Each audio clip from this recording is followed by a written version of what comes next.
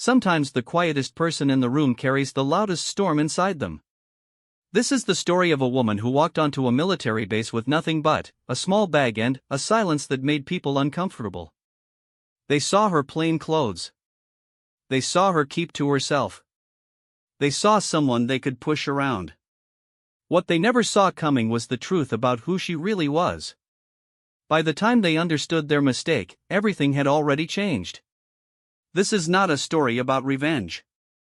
This is a story about respect, about survival, and about a woman who had walked through hell and came back standing. The bus pulled into Fort Davidson at exactly 6:47 in the morning. The sky was gray and heavy with clouds that promised rain but never delivered. Sarah Mitchell stepped off the bus with a single green duffel bag hanging from her shoulder. She did not look around like the other new arrivals.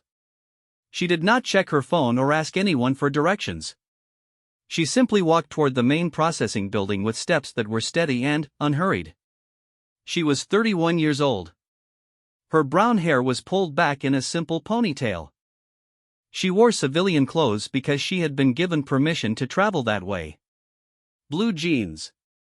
A plain black shirt. Running shoes that had seen better days. Nothing about her appearance suggested anything special. Nothing about her face showed any emotion at all. The other people on the bus were talking loudly. Most of them were young men fresh out of basic training, excited and nervous about their first real assignment. They laughed and pushed each other and made jokes about what they expected to find on the base. Sarah walked past them without a word. She did not introduce herself. She did not smile. She simply kept moving forward. The processing office was a long building made of brick and glass. Inside, the air was cold from the air conditioning and smelled like old coffee and printer paper. Sarah took a number and sat down in one of the plastic chairs along the wall. She placed her bag between her feet and waited. A young sergeant behind the counter called her number after about 20 minutes. Sarah walked up and handed over her paperwork without speaking. The sergeant was a woman in her early 20s with bright red fingernails and a bored expression on her face. Mitchell, Sarah J., the sergeant read from the papers. Transferring in from. She paused and looked at the documents more carefully. Her eyebrows went up slightly. From Naval Special Warfare Command? Sarah nodded once. The sergeant looked at her again, this time with more attention. Your Navy? Yes. What are you doing at an Army base? Joint Operations Assignment, Sarah said. Her voice was calm and quiet. It's all in the paperwork. The sergeant flipped through more pages. Whatever she saw there made her expression change again. She looked at Sarah with something that might have been curiosity or might have been confusion. Then, she stamped the papers and handed them back. Building 7, the sergeant said. That's where you'll be staying. Check in with the housing office first. Sarah took the papers and walked out without another word. Building 7 was on the far side of the base, past the motor pool and the training grounds. Sarah walked the entire distance without stopping. She passed groups of soldiers doing morning exercises. She passed trucks loaded with equipment. She passed officers in clean uniforms heading to their offices. Nobody paid much attention to her. She was just another figure moving across the base, unremarkable and forgettable. The housing office was a small room attached to Building 7. A tired-looking corporal sat behind a desk covered in papers and empty coffee cups. He barely looked up when Sarah walked in. Name? Mitchell. Sarah Mitchell. The corporal typed something into his computer. Mitchell, yeah, here you are. Room 214. Second floor, end of the hall. He pulled a key from a drawer and slid it across the desk. You're sharing with 3 others. Common bathroom down the hall. Chow Hall opens at 05:30, closes at 2100. Any questions? No. Welcome to Fort Davidson, the corporal said, already looking back at his computer screen. Sarah took the key and walked upstairs. Room 214 was small and plain. 4 beds arranged against the walls. 4 small lockers. 1 window that looked out over the parking lot. 3 of the beds were already claimed, with personal items scattered around them. Photos taped to walls. Clothes hanging from locker doors. The 4th bed, in the corner near the window, was bare. Sarah put her bag on the empty bed and began to unpack. She did not have much. A few changes of clothes. Basic toiletries. A small notebook with a pen clipped to it. A photograph that she looked at for a long moment before placing it face down in her locker. She had just finished arranging her things when the door opened and 2 women walked in. They were both in their mid-20s, wearing army combat uniforms. One was tall with blonde hair cut short. The other was shorter with dark skin and an athletic build. They stopped when they saw Sarah. "Oh," the blonde one said. "You're the new roommate." Sarah nodded. "I'm Specialist Davis," the blonde continued. "Jessica. This is Corporal Williams." Tanya, the shorter woman, added. Sarah stood up. "Sarah Mitchell." There was an awkward pause. Davis and Williams exchanged a look that Sarah noticed but chose to ignore. So, Davis said, "Where are you coming from?" "California." "What unit?" "Navy." Another look between the 2 women. This time there was something else in it. Something harder. "Navy?" Williams repeated. "What's Navy doing here?" "Joint assignment." "What kind of joint assignment?" Sarah did not answer right away. She finished closing her locker and turned to face them. "Training support." "That's all I can say." Davis laughed. It was not a friendly laugh. "Training support? Like, helping with paperwork or something?" "Something like that." Williams crossed her arms. "We don't usually get Navy folks here. Especially not ones who are so."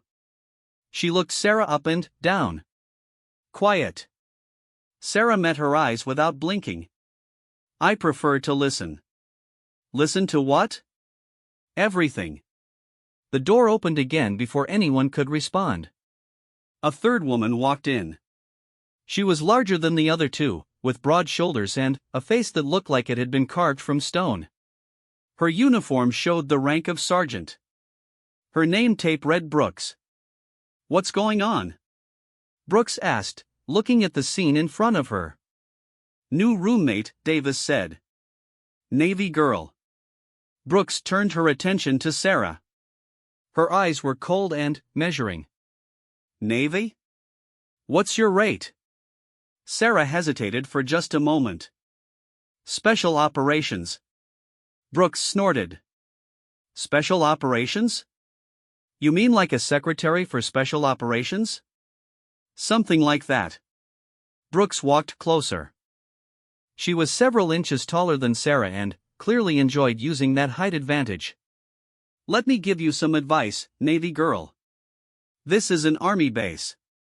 Army rules. We don't need any squids coming in here and thinking they're special. You keep your head down, do your job, and stay out of our way. Understand?" Sarah looked up at her. Her expression had not changed. Her voice remained calm and quiet. "I understand." "Good." Brooks walked past her and dropped onto her bed. "Now make yourself useful and get me a coffee from the chow hall. Black, 2 sugars." Sarah did not move. Brooks looked at her with raised eyebrows. "Did you hear me?" "I did." "Then, why are you still standing there?" Sarah picked up a book from her locker and sat down on her bed. She opened it to a marked page and began to read. The room went very quiet. Brooks stood up slowly. Her face had turned red. "I said get me a coffee." Sarah turned a page. "I'm not your servant." Davis and Williams took a step back. They recognized the look on Brooks' face. They had seen it before, usually right before something bad happened. Brooks walked over and stood directly in front of Sarah. "Listen here, you little..." Sarah looked up from her book.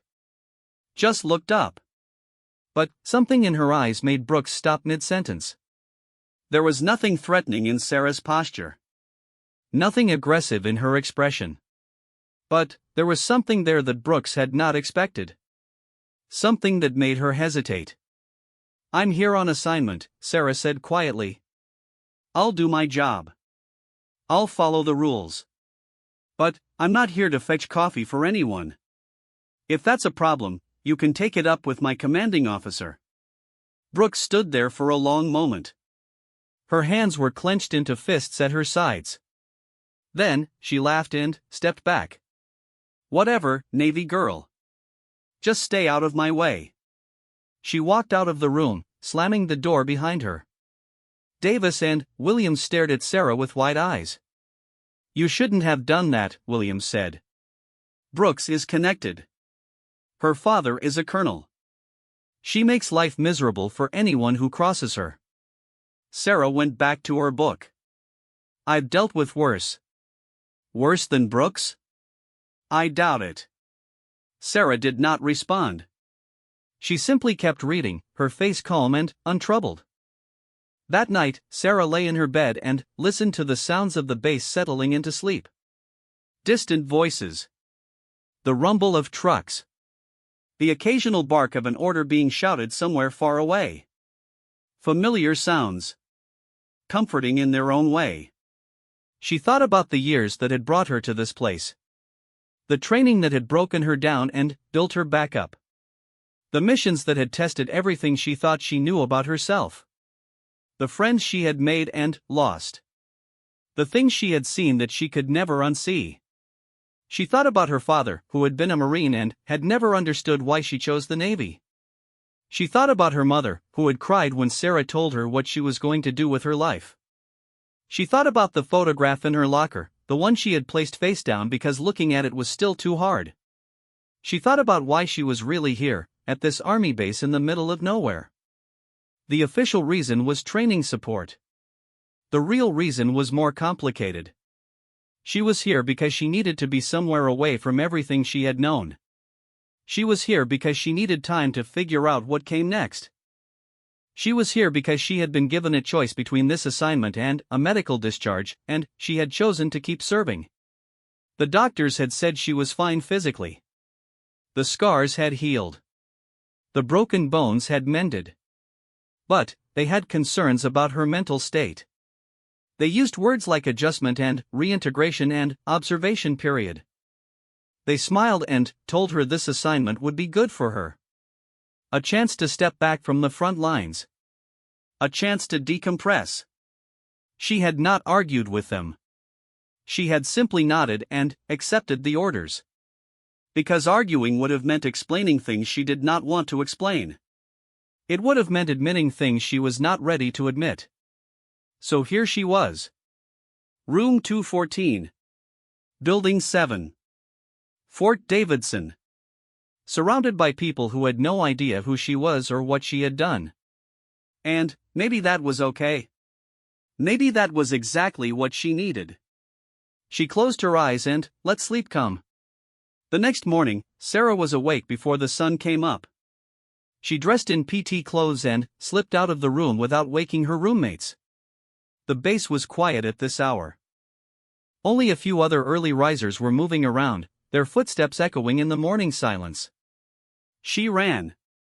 Not on the track where most soldiers did their morning PT, but along the perimeter road that circled the entire base. 5 miles. Then 10. Then 15. She ran until her lungs burned and her legs screamed for rest. She ran until the sun was fully up and the base had come alive with activity around her. When she finally stopped, she was standing near the motor pool. Soldiers were gathering for morning formation. Officers were walking to their offices with coffee cups in hand. The day was beginning like any other day. Sarah walked back to Building 7, showered, and changed into the civilian clothes she had been authorized to wear. She was not part of any regular unit here. She did not have to attend formations or follow the normal schedule.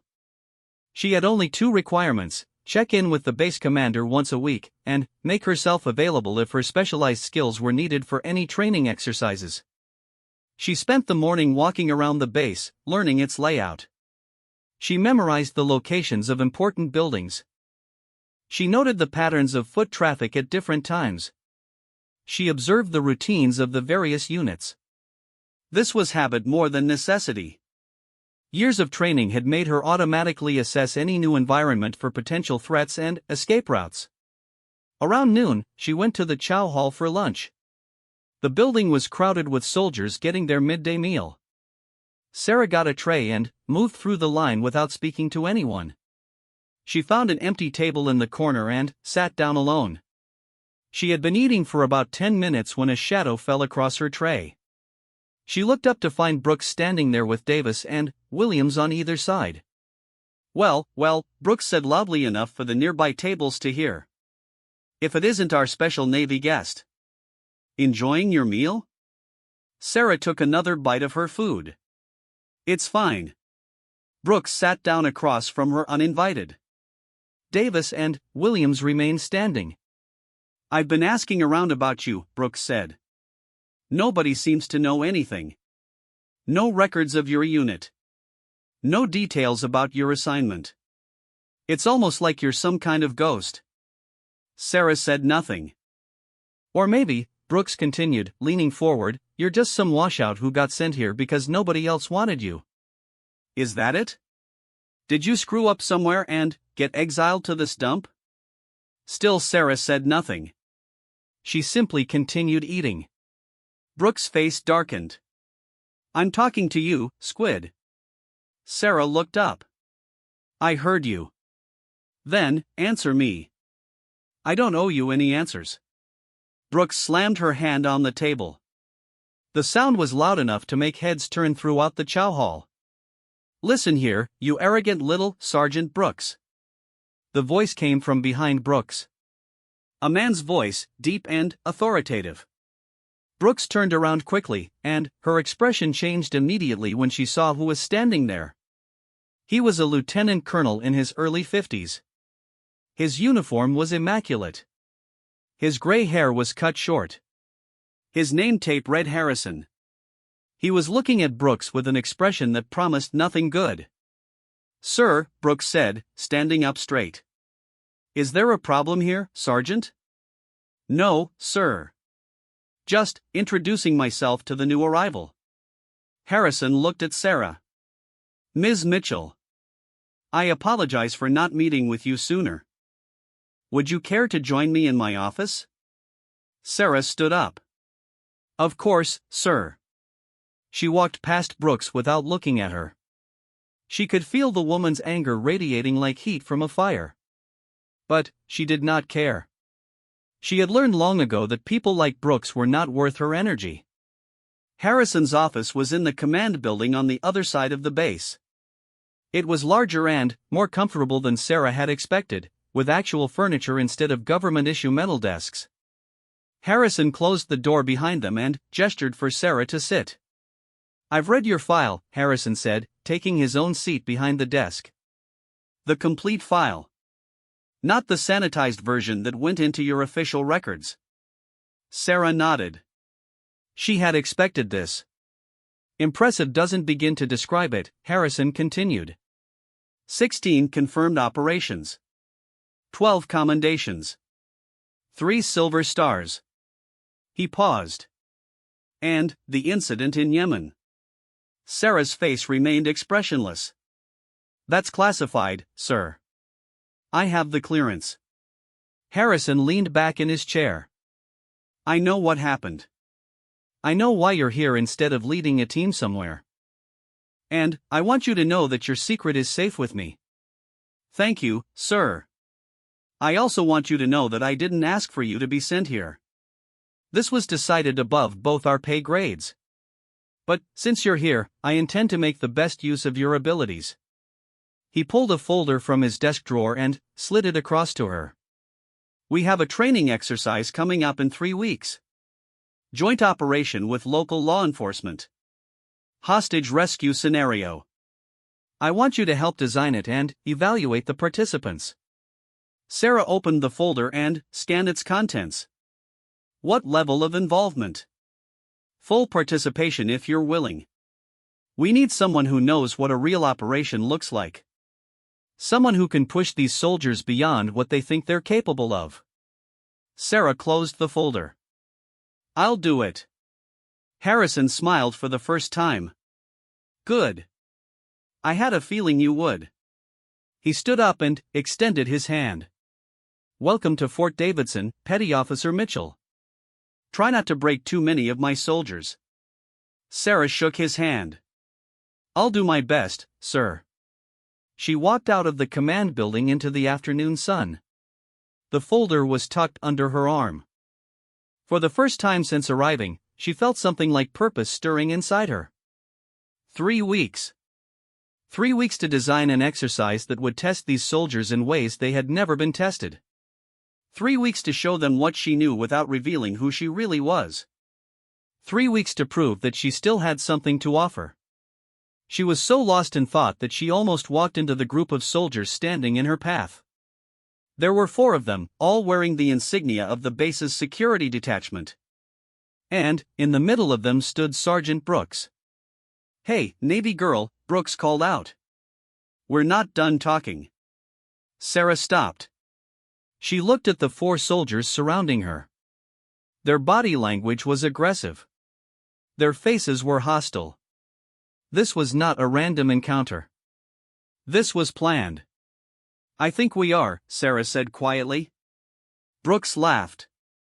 You think that because some lieutenant colonel is nice to you, that protects you? Harrison's not going to be around forever. And, when he's gone, you're going to need friends. Or at least, you're going to need to not have enemies. Sarah looked at each of the soldiers in turn. She noted their positions. Their stances. The way their weight was distributed. Old habits. Automatic assessment. I don't want any trouble, Sarah said. Then, you should have thought about that before you disrespected me in the chow hall. Brooks stepped closer. I'm going to give you one more chance. Apologize. Right here. Right now. In front of everyone. Sarah was aware that a crowd was gathering. Other soldiers, watching to see what would happen. This was entertainment for them. Drama to break up the monotony of base life. I have nothing to apologize for, Sarah said. Brooks' face twisted with anger. Wrong answer. She reached out to grab Sarah's arm. What happened next took less than 2 seconds. Sarah moved. Not quickly by her standards, but faster than anyone watching could follow. She redirected Brooks' reaching hand, shifted her weight, and, suddenly, Brooks was on her knees with her arm twisted behind her back. The other 4 soldiers had not even had time to react. Sarah leaned down close to Brooks' ear. Her voice was barely above a whisper, but everyone nearby could hear it in the sudden silence. I told you. I don't want any trouble. But, if you keep pushing me, you're going to find out exactly what I'm capable of. And, I promise you, Sergeant, you don't want that. She released Brooks and stepped back. Brooks scrambled to her feet, her face red with humiliation and fury. But, she did not attack again. Something in Sarah's eyes had stopped her. Something that looked like what Brooks had seen in the eyes of combat veterans who had been to places she could not imagine. This isn't over, Brooks hissed. Yes, it is. Sarah turned and walked away, leaving Brooks standing there in front of the watching crowd. She did not look back. That night, Sarah sat alone on the roof of Building 7. She had found the access hatch on her second day and had been coming up here when she needed space to think. The base spread out below her like a map. Lights twinkled in windows. Vehicles moved along roads. The sounds of activity drifted up like music from a distant party. She thought about what had happened that afternoon. She had not wanted to show her hand so soon. She had not wanted anyone to know what she could do. But Brooks had pushed, and Sarah had reacted on instinct. Years of training taking over before her conscious mind could stop it. Now everyone would be talking. The story would spread across the base like wildfire. The Navy girl who had put Sergeant Brooks on her knees in 2 seconds. Questions would be asked. People would start digging. Her carefully maintained anonymity would begin to crumble. She should have felt worried. Instead, she felt something closer to relief. She was tired of hiding. Tired of pretending to be less than she was. Tired of the constant effort of keeping her true self contained. Maybe it was time to stop pretending. Maybe it was time to show these people what a real warrior looked like. Or maybe she was just tired. Maybe the doctors had been right about her needing time to adjust. Maybe she was making decisions based on emotion rather than logic. She pulled out the photograph she had placed face down in her locker. In the dim light, she could barely make out the faces. 5 people in desert camouflage, standing in front of a mud brick building. All of them smiling. All of them alive. She was the only one left now. The others had died in Yemen. In an operation that had gone wrong in every possible way. An operation that had been compromised from the start. An operation that she had survived only because her teammates had sacrificed themselves to get her out. That was the real reason she was here. Not because the doctors thought she needed rest. Not because her superiors wanted to give her time to recover. She was here because every time she closed her eyes, she saw their faces. She heard their voices. She felt the weight of their bodies as she tried to drag them to safety, knowing it was already too late. She was here because she could not be trusted in the field anymore. Because her commanding officers feared that she would get herself killed trying to make up for what had happened. Because the only way to keep her safe was to send her somewhere far away from any real danger. And so here she was. Playing games with bullies like Brooks. Designing training exercises that would never prepare anyone for the reality of combat. Pretending to be something she was not. She put the photograph away and looked up at the stars. "I'm sorry," she whispered to the darkness. "I'm so sorry I couldn't save you." The stars offered no response. They never did. She climbed back down to her room and lay in her bed, staring at the ceiling until sleep finally claimed her. The next few days passed without incident.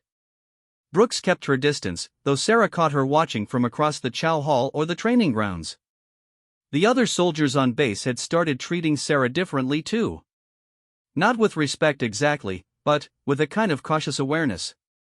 Like they were not sure what to make of her and did not want to find out the hard way. Sarah threw herself into the training exercise project.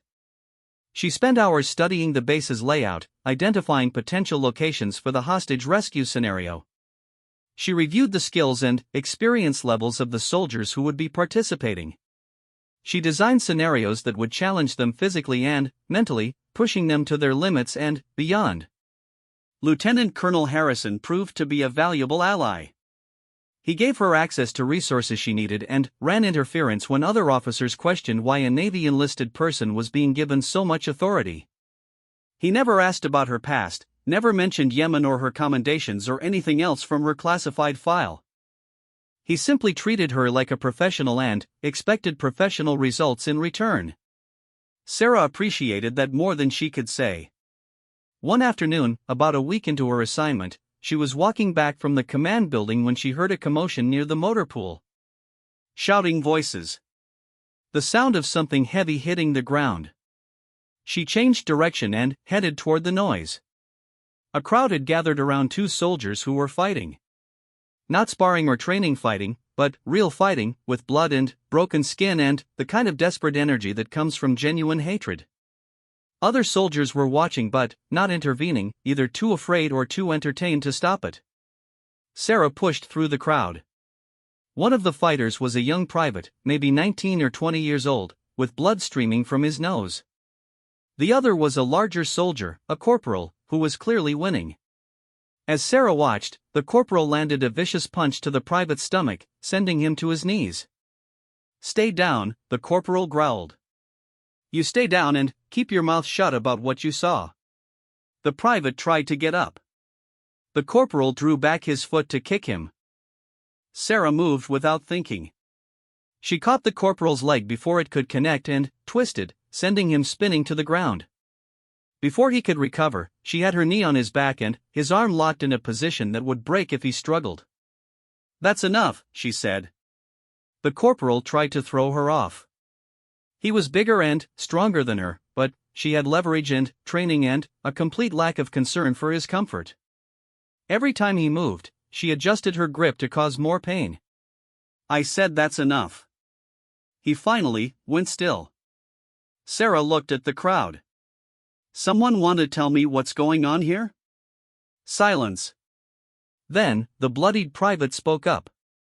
"He's been stealing," the young soldier said, wiping blood from his face. "Equipment from the motor pool. Selling it off base. I saw him doing it and he found out I knew." Sarah looked down at the corporal. "That true?" "You're going to believe that lying piece of," she applied more pressure to his arm. He screamed. "I asked if it's true." Okay, yes. "But, you don't understand, I needed the money, my wife, I don't care about your excuses." Sarah looked around at the watching soldiers. "Someone get the MPs. Now." 2 soldiers took off running. Sarah maintained her hold on the corporal until they returned with military police officers. She explained what had happened, keeping her account brief and factual. The MPs took the corporal into custody and helped the injured private to the medical building. When it was over, Sarah found herself standing alone in the motor pool. The crowd had dispersed. The excitement was over. Life on the base was returning to normal. But nothing felt normal to her. She had acted on instinct again. Intervened in a situation that was not her business. Put herself at risk for people she did not know. It was the same pattern that had defined her entire career. The same pattern that had led her team into Yemen. The same pattern that had gotten them killed. She sat down on a concrete barrier and put her head in her hands. Maybe the doctors had been right. Maybe she was not ready to be back in any kind of active role. Maybe she needed more time. More therapy. More something. Or maybe she was exactly who she had always been. Someone who could not stand by while others were hurt. Someone who would always put herself in harm's way to protect the innocent. Someone who could not be saved from herself. A shadow fell across her. She looked up to find Lieutenant Colonel Harrison standing there. "I heard what happened," he said. "News travels fast. It does on a base this size." He sat down next to her on the barrier. "That was impressive work. Quick thinking. Decisive action. That corporal outweighed you by at least 50 pounds. Sarah shrugged. "Weight isn't everything." "No. It's not." Harrison was quiet for a moment. "I also heard that you've been avoiding people. Keeping to yourself. Spending your nights on the roof of Building 7. Sarah looked at him sharply. "You've been watching me?" "Not watching. Noticing. There's a difference." He pulled out a cigarette and lit it. "I lost people too, you know. Back in the day. Good people who deserved to come home." Sarah said nothing. "It never goes away," Harrison continued. "The weight of it. The guilt. You learn to carry it, but you never put it down. Anyone who tells you different is either lying or hasn't been through it." "Is this supposed to make me feel better?" "No. It's supposed to make you feel less alone." He took a drag on his cigarette. "You're not the only one walking around with ghosts, Mitchell. This whole base is full of people carrying things they don't talk about. The difference is, most of them let it destroy them from the inside. They drink too much. Fight too much. Push everyone away. They let the darkness win. And, you think I'm different? I think you could be." He stood up and flicked his cigarette away. "The training exercise is in 2 weeks. I need you focused and present and at the top of your game. Can you do that?" Sarah stood up too. Yes, sir. Good. And, Mitchell? Stop hiding on the roof. If you need space, my office door is always open. Sometimes it helps to talk to someone who understands. He walked away without waiting for a response. Sarah watched him go. For the first time since arriving at Fort Davidson, she felt something other than emptiness. It was small and fragile, easily missed. But it was there. Maybe she was not as alone as she had thought. Maybe there was still something worth fighting for. She straightened her shoulders and headed back to work. The days that followed brought a strange kind of rhythm to Sarah's life on base. She woke before dawn. She ran until her body screamed for rest. She worked on the training exercise during the day. She ate alone in the chow hall. She watched the sun set from the roof of Building 7. And, at night, when sleep finally came, she dreamed of sand and blood and the faces of people she could not save. Brooks had not approached her since the incident outside the chow hall. But Sarah was not foolish enough to think that meant it was over. She had seen the look in Brooks' eyes. That kind of hatred did not fade quickly. It waited. It planned. It looked for the perfect moment to strike. Sarah was ready for it. She had been dealing with people like Brooks her entire career. Bullies who mistook aggression for strength. People who needed to dominate others to feel powerful. They were predictable in their pettiness, dangerous only when underestimated. What Sarah was not ready for was what came next. It started on a Tuesday morning, about 10 days before the training exercise. Sarah was in her room, reviewing maps of the exercise area, when there was a knock on the door. She opened it to find a young soldier standing there, a private first class with nervous eyes and a manila envelope in his hands. "Ms. Mitchell," he asked. "Yes?" "I was told to deliver this to you." "From the command building." Sarah took the envelope and examined it. There was no writing on the outside. No indication of what was inside or who had sent it. She looked at the private, but he was already walking away, clearly wanting no part of whatever this was. She closed the door and opened the envelope. Inside was a single photograph. It showed 5 people in desert camouflage standing in front of a mud brick building. The same photograph she kept in her locker. The photograph she had not shown to anyone since arriving on base. Her blood went cold. She turned the photograph over. On the back, someone had written 4 words in neat black letters: "We know who you are." Sarah sat down on her bed slowly. Her hands were steady, but inside she felt like something had cracked. Someone had been in her room. Someone had found the photograph. Someone had made a copy of it. Someone knew about Yemen. The question was, who? She thought through the possibilities. Her roommates seemed unlikely. Davis and Williams were not smart enough for this kind of manipulation, and, besides, they had shown no interest in her beyond basic curiosity. Brooks was a possibility, but this felt too subtle for her. Brooks would have confronted Sarah directly, would have wanted to see the reaction on her face. That left someone else. Someone she had not identified yet. Someone who had access to information that should have been classified beyond access. Sarah placed the photograph on her bed and stared at it. The faces of her teammates looked back at her. Jenkins with his crooked smile. Rodriguez with her fierce eyes. Chen always standing slightly apart from the group. And Thompson, their team leader, the man who had saved Sarah's life and lost his own in the process. Someone was using their memory to threaten her. Someone was turning the worst moment of her life into a weapon. She felt anger rising inside her. Hot and fierce and familiar. It was the same anger she had felt in Yemen, when everything had fallen apart. The anger that had kept her alive when she should have died. The anger that had driven her to crawl through miles of hostile territory with 2 bullets in her body, refusing to quit even when every part of her begged for rest. That anger was dangerous. She knew that now. It had nearly destroyed her in the months after Yemen. It had pushed away everyone who tried to help her. It had brought her to the edge of decisions she could not take back. But it was also powerful. And, right now, she needed that power. She folded the photograph and put it in her pocket. Then, she left her room and began to hunt. The first thing she did was retrace the private steps.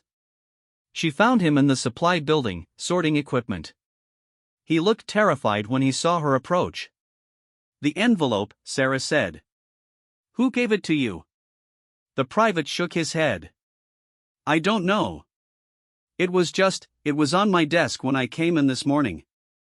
With a note saying to deliver it to you. I swear, that's all I know." Sarah studied his face. He was telling the truth. She could see it in his eyes. Whoever had done this had covered their tracks. "If you hear anything," she said, "you find me immediately. Understand?" He nodded quickly. Sarah turned and walked away. Her next stop was the command building. Lieutenant Colonel Harrison was in a meeting, but his aide told her she could wait. She sat in the outer office for nearly an hour, her mind turning over possibilities. When Harrison finally emerged, he took one look at her face and invited her inside without a word. She handed him the photograph. "Someone sent this to me this morning," she said. "It was delivered by a private who claims he found it on his desk." Harrison looked at the photograph. Then, he turned it over and read the message on the back. His expression did not change, but Sarah saw something shift behind his eyes.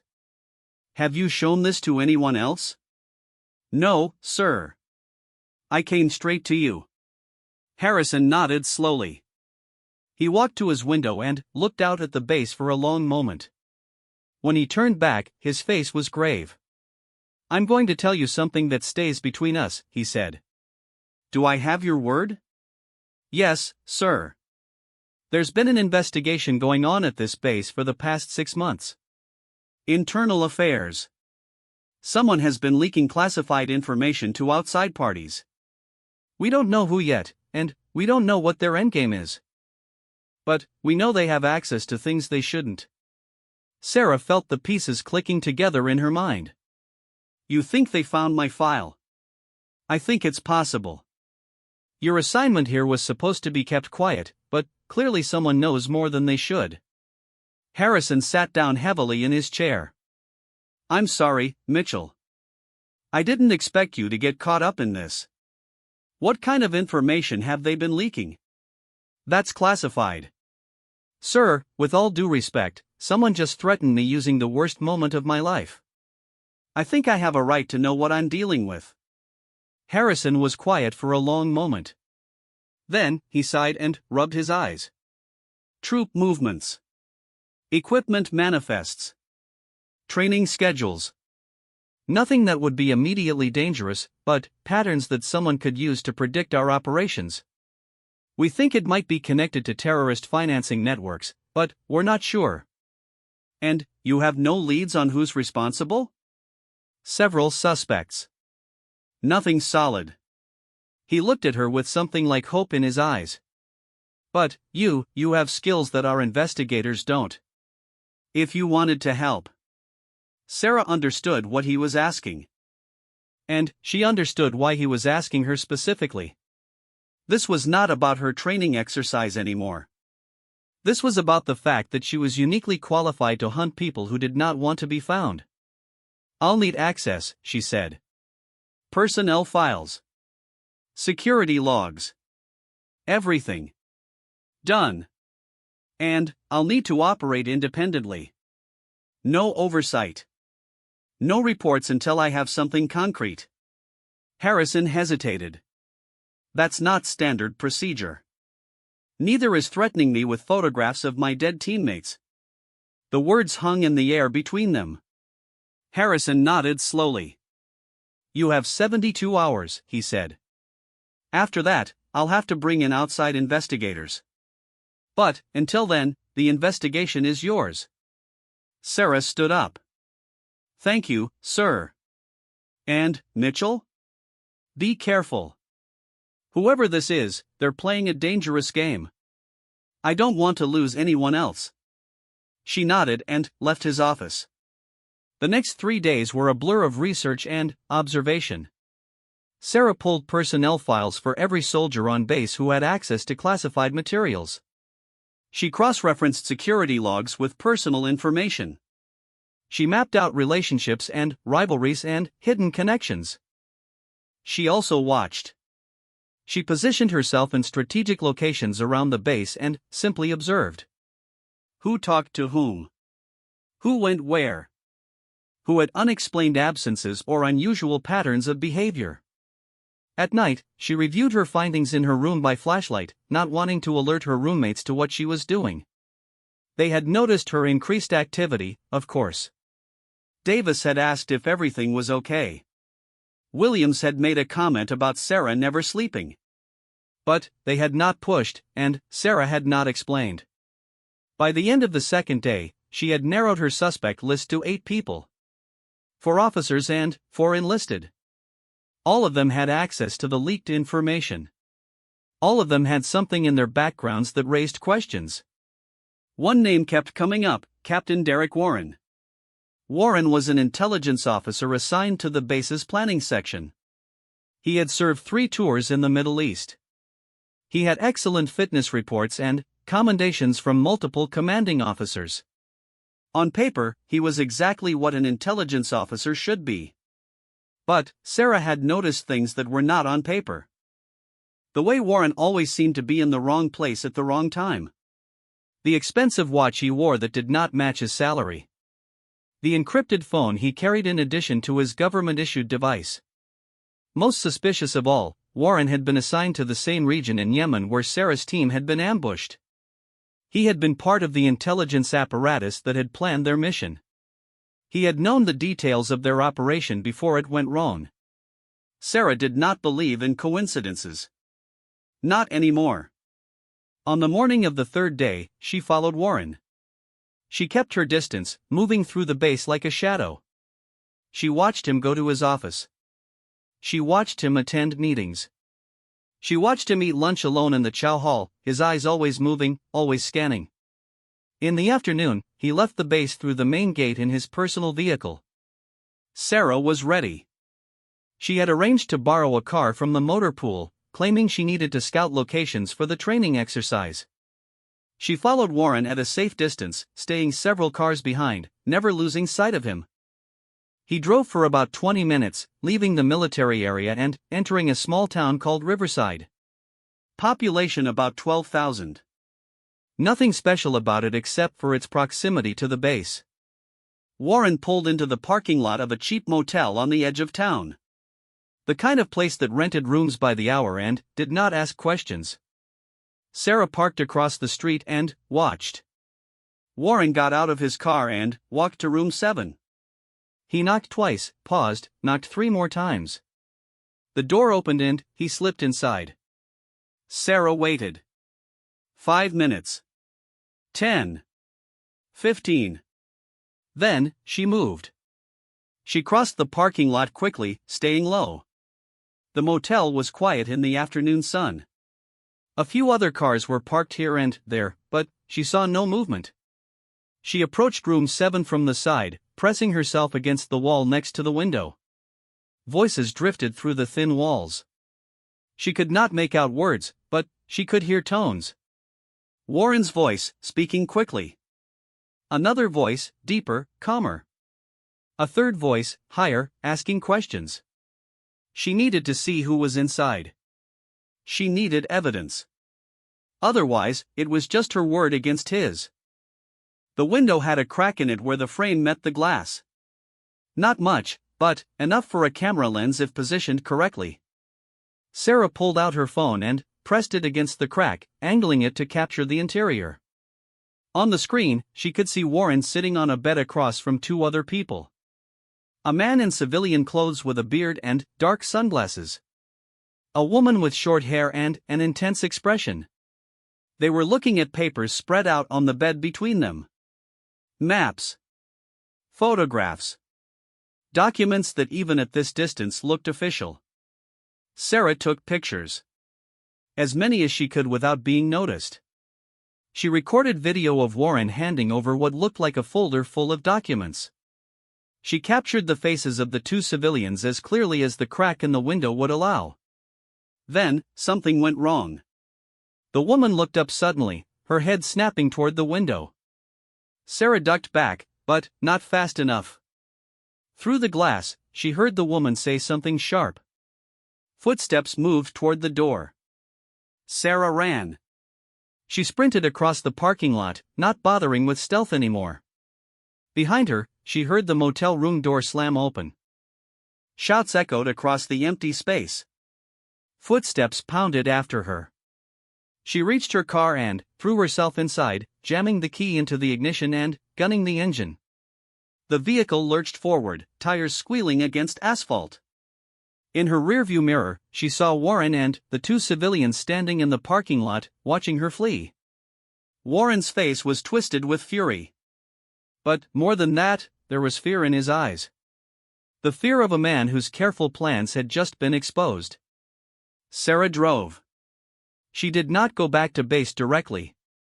Instead, she took a circuitous route through the countryside, watching for pursuit, making sure she was not followed. Her heart was pounding. Her hands were shaking slightly on the steering wheel. She had him. She had evidence of Warren meeting with unknown civilians, exchanging classified documents. She had enough to bring him down. But she also knew that she had made herself a target. Warren knew she had been there. Warren knew she had seen everything. And if he was connected to the people who had leaked information about Yemen, he would not hesitate to eliminate the threat she represented. She needed to get the evidence to Harrison immediately. She needed protection. She needed backup. But, as she approached the base, her phone buzzed with a text message from an unknown number. Turn around. Don't go to the base. They're waiting for you. Sarah stared at the message. Her instincts screamed at her to ignore it, to drive straight to Harrison's office and hand over everything she had. But something made her hesitate. If Warren had connections inside the base, he could have people watching for her. He could have set up an ambush. He could have allies in security who would intercept her before she reached Harrison. She pulled over to the side of the road and thought. Another message came through. I know what happened in Yemen. I know the truth. If you want answers, meet me at the old mill off Route 9. Come alone. Sarah's blood went cold. The old mill. She had seen it on her morning runs along the perimeter road. An abandoned building about 2 miles from the base, hidden in a grove of trees. This could be a trap. Almost certainly was a trap. But whoever had sent these messages claimed to know the truth about Yemen. And that was something Sarah had been searching for ever since she had crawled out of the desert with her teammates' blood on her hands. She made her decision. She drove to the old mill. The building was exactly what she had expected. Wooden walls gray with age. A roof that sagged in the middle.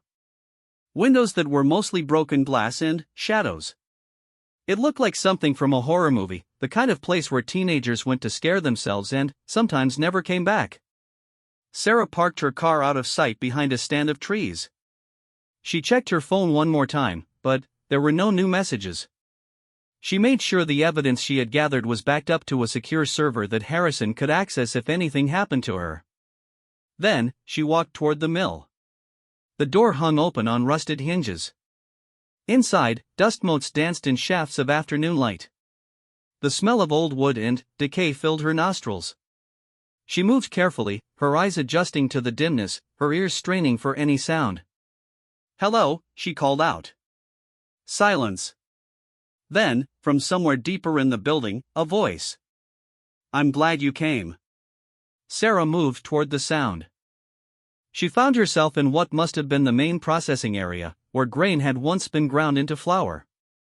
Old machinery stood like monuments to a forgotten time. And, in the center of the room, sitting on a wooden crate, was a figure she recognized. Sergeant Brooks. Sarah stopped. This was not what she had expected. Surprised? Brooks asked. There was something different about her now. The hostility was gone from her voice. In its place was something that sounded almost like respect. "What is this?" Sarah demanded. "What game are you playing?" "No game." Brooks stood up slowly, her hands visible at her sides.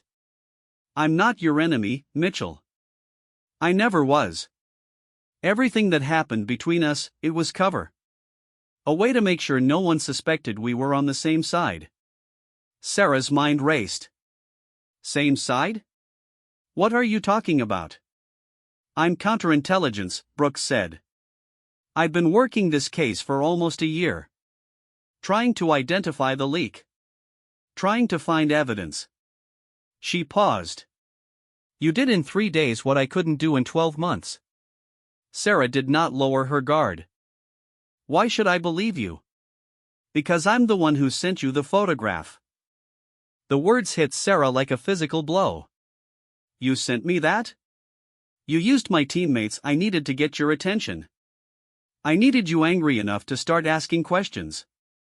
And I needed to see if you would run to Harrison or try to figure things out yourself." Brooks' expression was serious. "You passed the test." "Test?" Sarah's voice was rising now. "This was a test?" "Everything is a test, Mitchell. That's how the world works." Brooks took a step closer. "Warren has been selling information for 3 years. We've suspected him for most of that time, but we've never been able to get close enough to prove it. His handlers are professionals. They know how to cover their tracks. The people at the motel. Foreign intelligence. We don't know which country yet, but we will soon. Thanks to you." Brooks' eyes were intense. "The evidence you gathered today is enough to bring Warren in for questioning. Maybe enough to turn him, get him to reveal the rest of the network." Sarah processed this. "Why me? Why not tell me from the beginning who you were?" "Because we needed to know if you could be trusted. There are people in this investigation who thought you might be compromised. The Yemen incident, there were questions about how you survived when everyone else died. Questions about what you might have told the enemy during those hours you were missing." "I was shot," Sarah said through clenched teeth. "I was crawling through the desert trying to find help." I know." Brooks' voice was gentle now. "I know what you went through. I've read the full debrief. I know you're clean. But others weren't so sure. They needed proof. You gave them that proof by going after Warren without any outside help." Sarah felt something loosen in her chest. All these months, she had wondered why she had been sent to this backwater base. Why her career had been put on hold. Why everyone seemed to be keeping her at arm's length. Now she understood. "They thought I was the leak," she said quietly. "Some of them did. Not anymore." Brooks held out her hand. "I'm sorry for everything I put you through. The hostility. The confrontation. It was necessary, but that doesn't make it right." Sarah looked at the offered hand. She thought about all the anger she had felt toward Brooks. All the energy she had wasted on someone she thought was an enemy. And she thought about the fact that sometimes the world was more complicated than it appeared. She shook Brooks' hand. "What happens now?" Sarah asked. "Now we take down Warren and everyone connected to him." Brooks smiled, and, for the first time, it looked genuine. "I was hoping you might want to help with that." Sarah thought about her teammates. About Jenkins and Rodriguez and Chen and Thompson. About the mission that had killed them. About the possibility that Warren might have been the one who had betrayed their position to the enemy. "I'm in," she said. They left the mill together, walking into the fading light of the afternoon. Somewhere ahead of them, a traitor was waiting to be caught. And Sarah Mitchell was finally ready to make sure that justice was served. The next 24 hours were a whirlwind of activity. Brooks brought Sarah into a secure room in the basement of the command building, a place she had not known existed. Inside were three other people: a major named Sanchez who ran the base's intelligence section, a civilian named Thomas who worked for an agency that Brooks would not name, and a young lieutenant named Park who specialized in electronic surveillance. They gathered around a table covered in photographs and documents. Sarah's evidence from the motel was projected on a screen at the far end of the room. She walked them through everything she had seen and heard, answering questions, providing details. Warren's face stared back at them from multiple angles.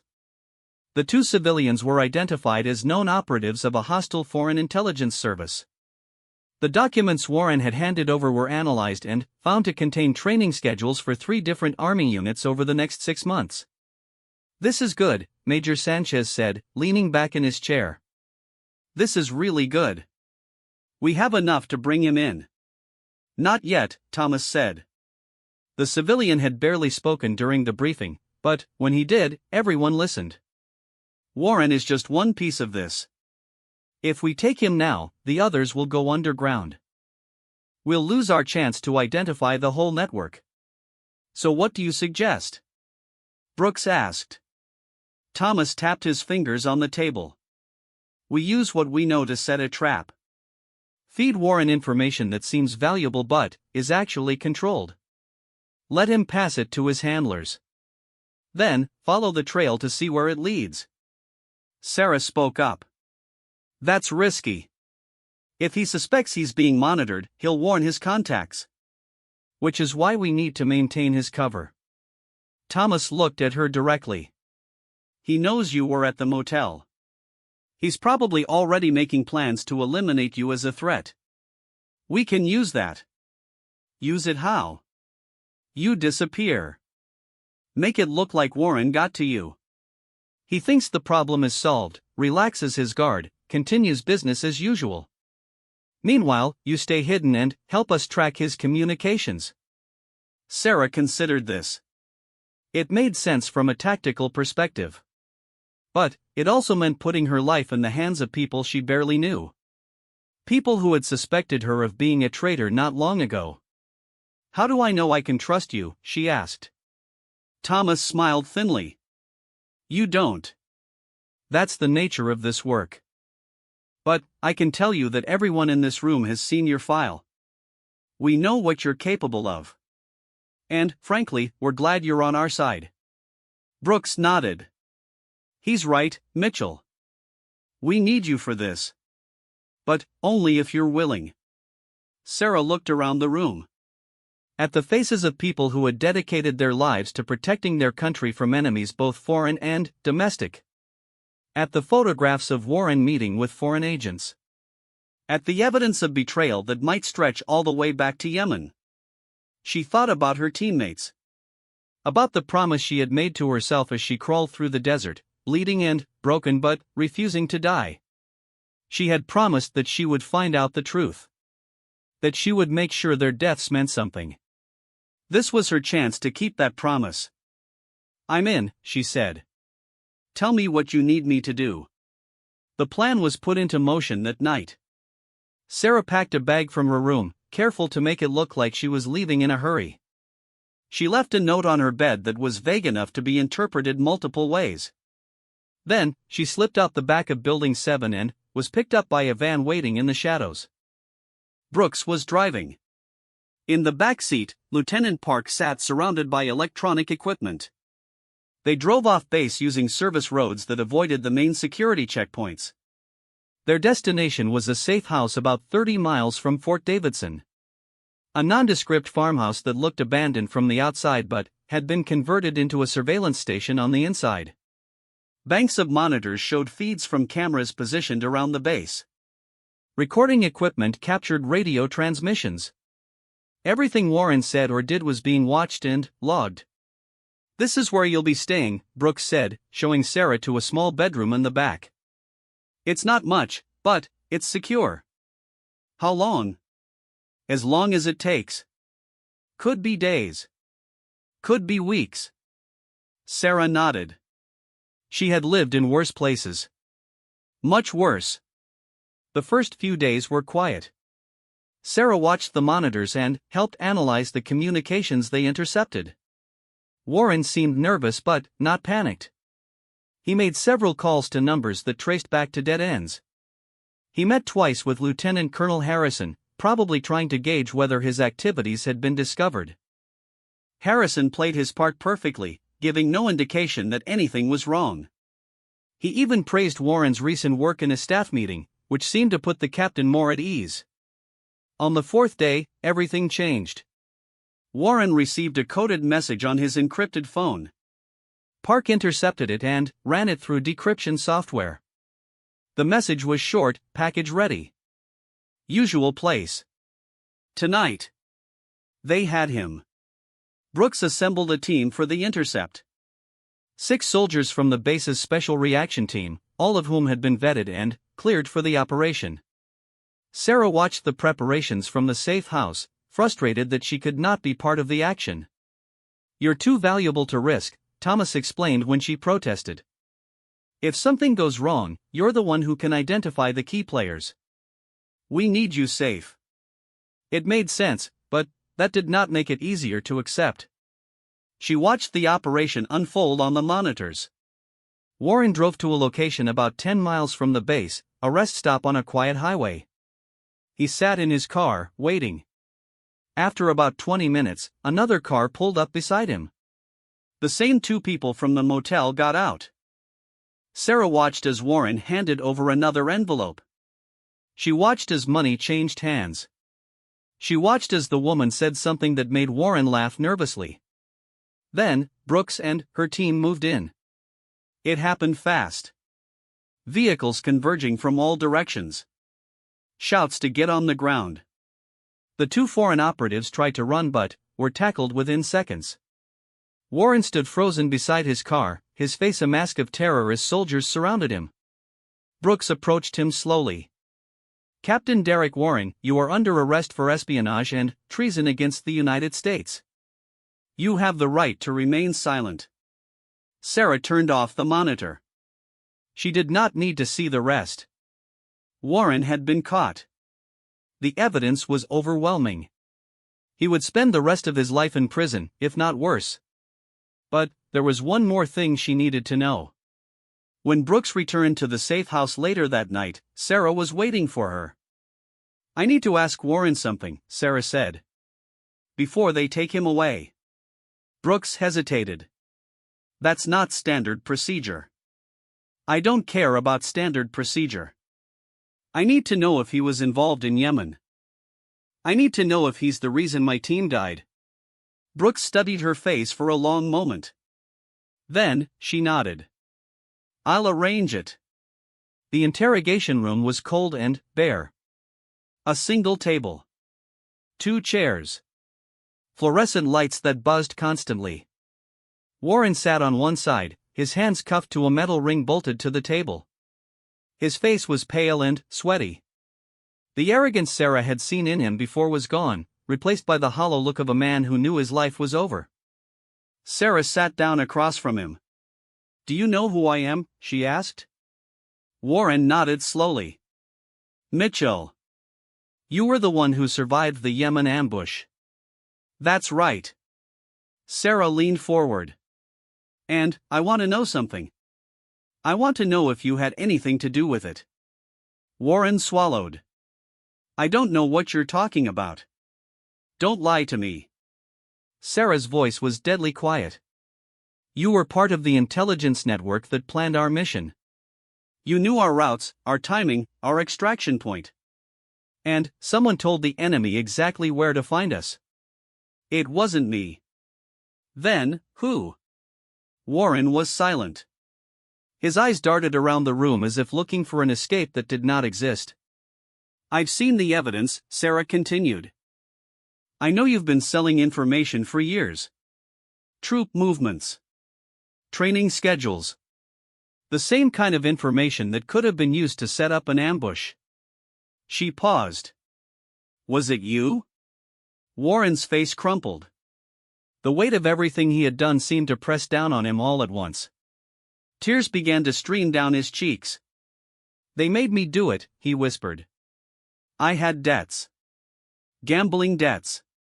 They found out about them and they said if I didn't cooperate, they would destroy me.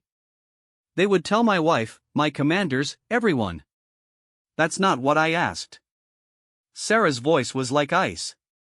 Was it you who gave up my team in Yemen? Warren looked at her with red-rimmed eyes. Yes, he said finally. It was me. The words hung in the air. Sarah felt something shift inside her. All these months of wondering. All these nights of staring at the ceiling and asking why. Now she had an answer. And it was worse than she had imagined. Why, she asked. Why would you do that? They wanted someone in your unit, Warren said. They thought one of your teammates had information they needed.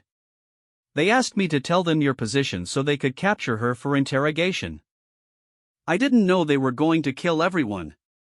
I swear, I thought it was just going to be a capture operation. But, you knew you were sending us into a trap. Warren nodded miserably. Sarah stood up slowly. Her whole body was trembling, but her voice remained steady. My teammates died because of your debts, she said. For good people who had families. Who had dreams.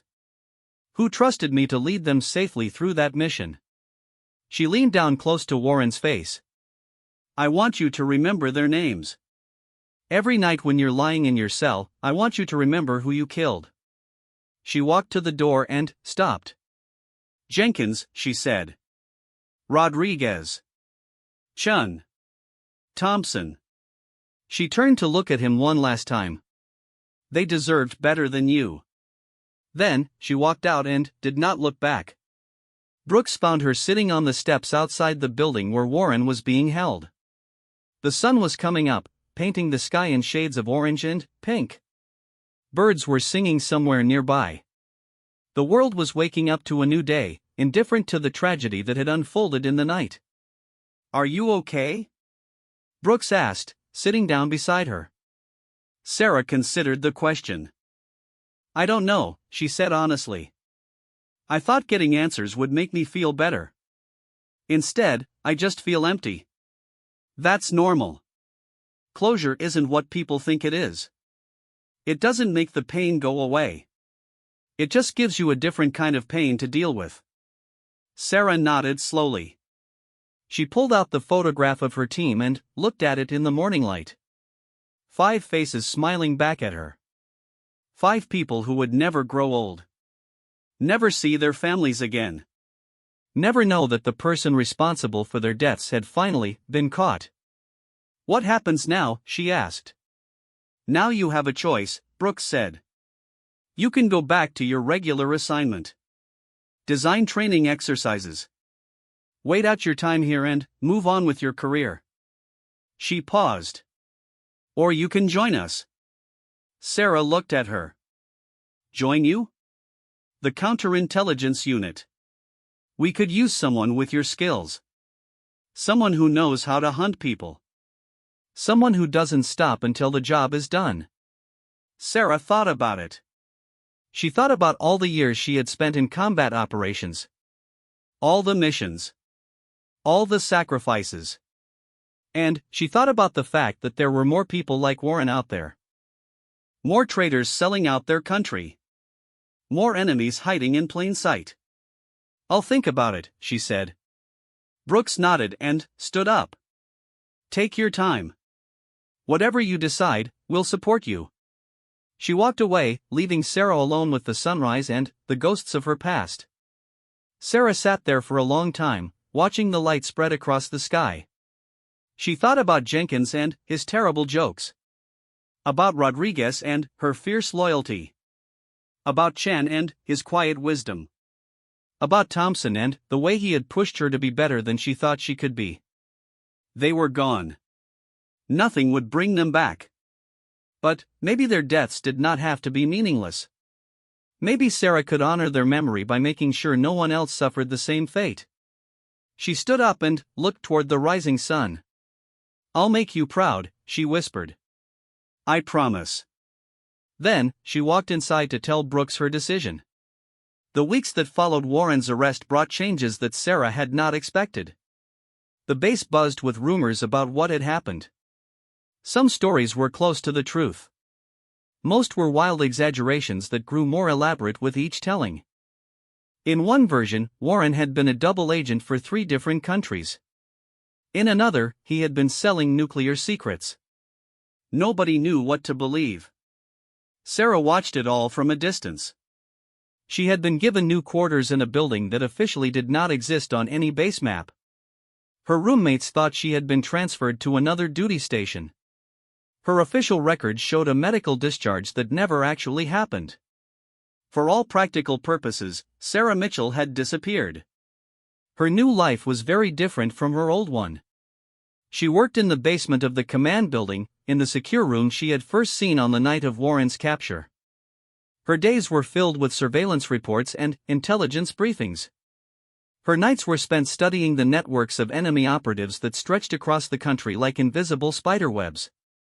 Brooks became something like a mentor to her. The woman who had once seemed like her worst enemy now spent hours teaching Sarah the finer points of counterintelligence work. How to read between the lines of intercepted communications. How to identify patterns that others missed. How to think like the people you were hunting. Thomas, the mysterious civilian, came and went without explanation. He would appear for meetings and, then, vanish for days at a time. Sarah learned not to ask where he went. She also learned that he had connections that went far beyond anything she had imagined. When he spoke, even Lieutenant Colonel Harrison listened. About a month after Warren's arrest, Thomas called a meeting in the secure room. Sarah, Brooks, Major Sanchez, and Lieutenant Park gathered around the familiar table. On the screen at the far end of the room was a photograph of a woman Sarah did not recognize. "Her name is Katya Volkov," Thomas said. "Russian intelligence. One of the best handlers they have. And she's the one who was running Warren." Sarah studied the photograph. Volkov was perhaps 40 years old, with sharp features and cold eyes. She looked like someone who could smile at you while planning your death. "We identified her from the photos Mitchell took at the motel," Thomas continued. "She left the country immediately after Warren's arrest. We tracked her to Moscow, where she went dark for about 2 weeks. Then, she resurfaced." He clicked to a new image. This one showed Volkov getting out of a car in what looked like a European city. "Vienna," Thomas explained. 3 days ago. She met with another operative we've been watching. Someone we believe is connected to a new network being established in the United States." "What kind of network?" Brooks asked. "The same kind Warren was part of. Information brokers. Traders who sell out their country for money or ideology or both." Thomas turned to face the group. "We think Volkov is in charge of rebuilding what we destroyed. And we think she's going to be more careful this time. More dangerous." Major Sanchez leaned forward. "What's the play?" "We need someone inside," Thomas said. "Someone who can get close to Volkov's new operation without raising suspicion. Someone with skills that would make her valuable to them." Sarah felt eyes turning toward her. She understood what was being asked before anyone said it out loud. "You want me to go undercover," she said. Thomas nodded. "Your background makes you perfect for this. A disgraced former SEAL with classified knowledge and a grudge against the military that abandoned her. That's the story we would build. A story that would make Volkov very interested in recruiting you." "That's incredibly risky," Brooks objected. "Volkov is no amateur. If she suspects for even a second that Mitchell is working for us." "I know the risks," Thomas said. "So does everyone in this room. But, right now, we don't have another option. Volkov is already moving. If we don't stop her now, she'll build a network that could take years to dismantle." Sarah thought about what she was being asked to do. She thought about the danger. The isolation. The chance that she might never come back. But, she also thought about Warren. About the damage he had done. About her teammates who had died because someone decided that money was more important than loyalty. And she thought about all the future victims who would suffer if Volkov succeeded in her plans. "I'll do it," Sarah said. Thomas looked at her with something that might have been approval. "Are you sure? There's no shame in saying no. This is beyond anything we would normally ask." "I'm sure." Sarah met his eyes without flinching. "Tell me what I need to do." The preparation took 3 weeks. Every aspect of Sarah's new identity was crafted with painstaking care. Her name was now Karen Walsh. Her background was a carefully constructed fiction built on a foundation of truth. She had been a Navy SEAL who had been forced out after a disciplinary incident. She was bitter, angry, and looking for payback. Most importantly, she had valuable skills and knowledge that the right people would pay good money for. They created documents to support the story. A dishonorable discharge that would show up in military databases. News articles about a scandal involving classified information. Social media profiles that told the story of a woman who had been betrayed by the country she had served. Sarah memorized every detail of her new identity. She practiced the cover story until it felt like her own history. She learned to walk differently, talk differently, even think differently. Karen Walsh was angry where Sarah Mitchell was calm. Karen was reckless where Sarah was careful. Karen trusted no one, suspected everyone, and was always looking for an angle. Brooks helped her with the physical transformation. Different hair. Different clothes. Subtle changes to her posture and movement that made her look like a completely different person. By the time they were done, Sarah barely recognized herself in the mirror. "Remember," Brooks said on the last day of preparation, "you'll be alone out there. We can provide limited support, but if things go wrong, we won't be able to reach you in time. You need to trust your instincts." "My instincts have kept me alive this long," Sarah replied. "They won't fail me now." Brooks hugged her. It was the first time she had shown any physical affection since they had started working together.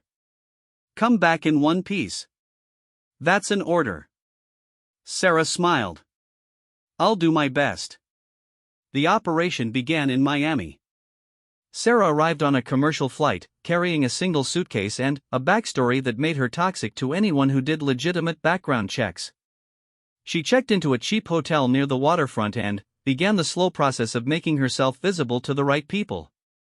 She visited bars known to be frequented by criminals and foreign operatives. She dropped hints about her past in conversations with strangers. She let it be known, subtly, that she had skills for sale and no loyalty to anyone but herself. The first few weeks were difficult. She had to be patient, had to wait for the bait to be taken. There were moments when she doubted whether anyone was paying attention. Moments when she wondered if the whole operation was a waste of time. Then, she got a call. A man with a slight accent invited her to meet at a restaurant in South Beach. When she arrived, she found a well-dressed gentleman in his 60s waiting for her at a corner table. He introduced himself as